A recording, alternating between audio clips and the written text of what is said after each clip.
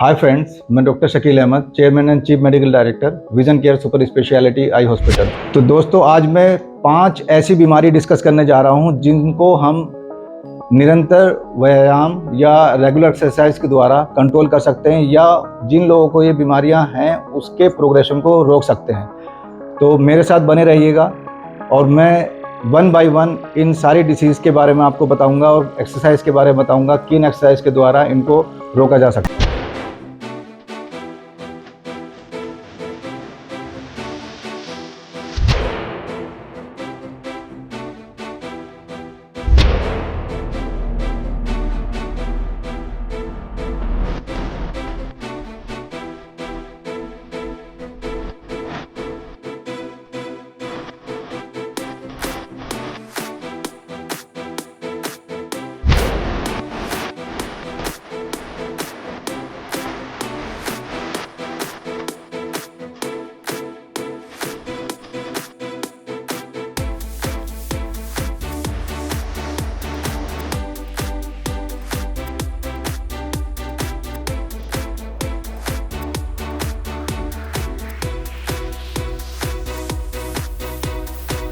जब हम पेशेंट्स को एक्सप्लेन कर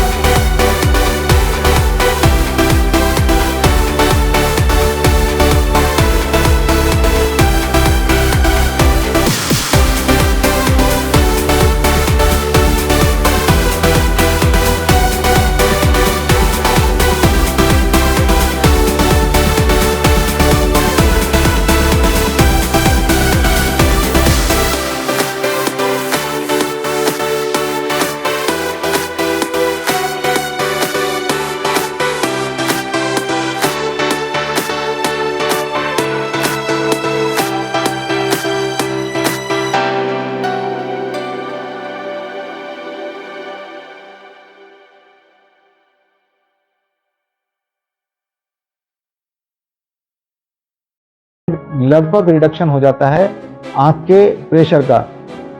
तीसरी बीमारी जो इस क्रम में है वो है डायबिटिक रेटिनोपैथी। डायबिटिक रेटिनोपैथी एक ऐसी बीमारी है जो शुगर से ग्रसित लोगों में पाई जाती है और बहुत अधिक शुगर लेवल होने के कारण या उसका बहुत ज़्यादा इंटरवल होने के कारण या बहुत ज़्यादा शुगर लेवल फ्लक्चुएट होने के कारण इसके ज़्यादा बनने के चांसेस रहते हैं।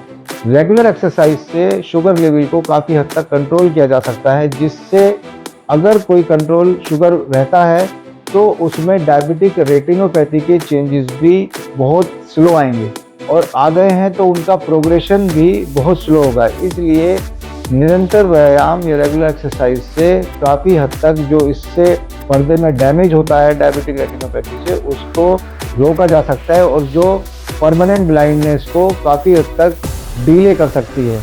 डायबिटिक रेटिनोपैथी में काफ़ी हद तक जो पर्दे में डैमेज होता है वो ऑक्सीजन की कमी के कारण होता है। जब हम एक्सरसाइज रेगुलर करते हैं तो ऑक्सीजन की या न्यूट्रिएंट्स की भरपूर मात्रा पर्दे के हर हिस्से में अधिक पहुंचती है और जिससे परमानेंट डैमेज को रोका जा सकता है। जिन लोगों को डायबिटिक रेटिनोपैथी होती है उनके पर्दे में कई हिस्से पर्दे के ऐसे होते हैं जहाँ पर ऑक्सीजन की कमी हो जाती है, जिसे रेटिनल इस्कीमिया बोलते हैं।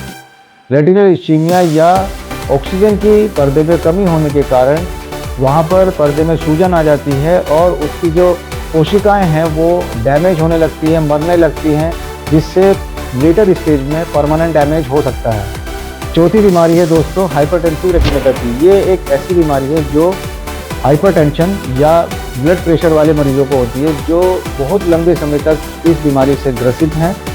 उनके पर्दे में कुछ ऐसे बदलाव आने लगते हैं कि जो पर्दे में धीरे धीरे डैमेज करती है।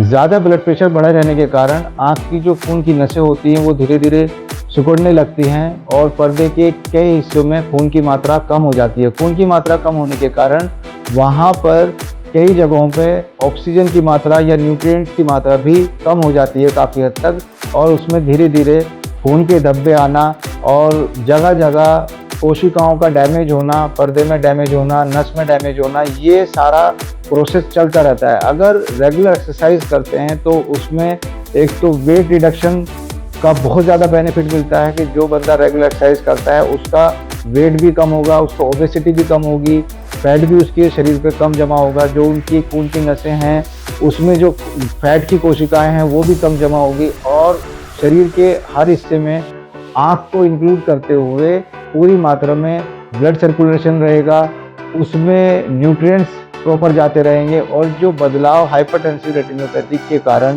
पर्दे पर आने हैं वो काफ़ी हद तक डिले किए जा सकते हैं, उनको काफ़ी हद तक रोका जा सकता है। और लास्ट बीमारी इस क्रम में दोस्तों है ARMD, जिसे एज रिलेटेड मैक्यूलर डिजेनरेशन कहते हैं। ये एक ऐसी बीमारी है जो अमूमन 50 साल से ऊपर के लोगों में होती है।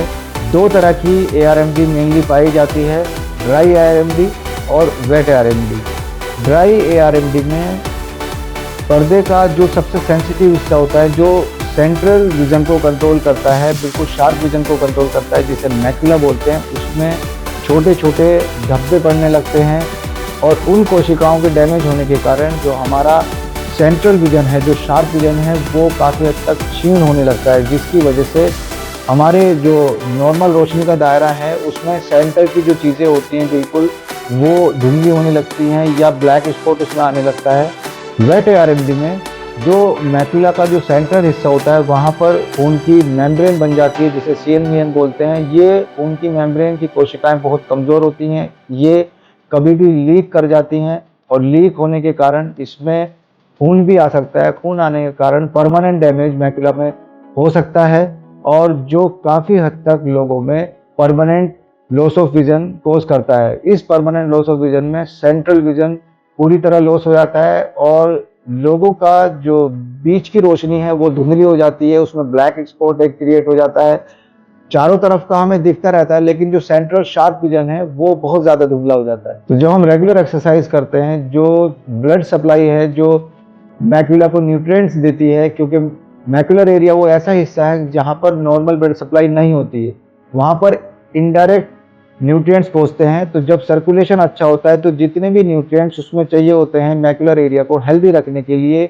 वो भरपूर मात्रा में पहुँचते रहते हैं और बहुत लंबे समय तक वो मैक्यूलर एरिया पूरी तरह स्वस्थ बना रहता है। और एज रिलेटिव मैक्यूलर डिजेनरेशन या ARMD को काफ़ी हद तक रेगुलर एक्सरसाइज से डिले किया जा सकता है। यहाँ तक देखा गया है कि जो लोग रेगुलर एक्सरसाइज करते हैं उसमें 70, 80, 90 ईयर्स तक भी ARMD के चेंजेस नहीं आते हैं।